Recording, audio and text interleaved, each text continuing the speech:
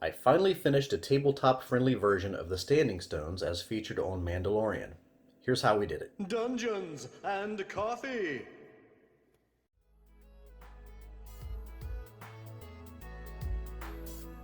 Don't spend any money on this, there's no need. Just grab some old discarded foam. I started by cutting out the basic shapes for my megaliths. Shown here is one of the smaller stones that's used to prop up the larger stones, so I'm going to make sure the angle is right.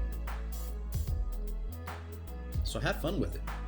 Grab your craft knife, do some chopping, slicing, whatever you think looks good. You are Mother Nature in this scenario. Oftentimes when you're cutting your foam with a craft knife, the edges are a little too sharp, so I like to use open flame as shown here, and that will smooth out those rough edges and make them look more weathered and natural, like a 1950s pinup girl.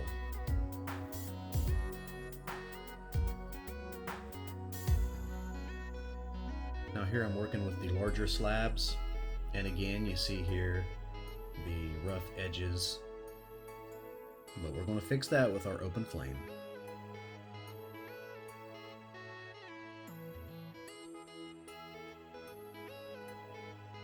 I'm going to use a cardboard base because cardboard is more durable than foam and you don't have to worry about it getting all chipped up. By the way, I covered the base in glue and toilet tissue, but I forgot to show that.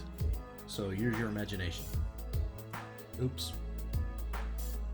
I used black as my base color, and I'm going to blend in some very thin browns and tans. Unlike the stone circle on the Mandalorian, I want mine to look a little more desert themed, so we're going to use some of those kind of colors.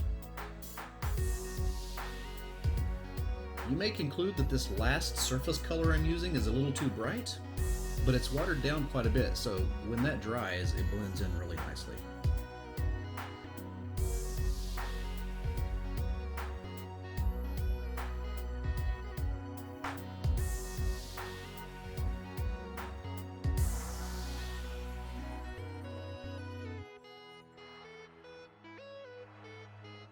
I don't know about you, but I'm thinking that this piece of terrain is going to find a nice home when playing Astonishing Swordsmen and Sorcerers of Hyperborea.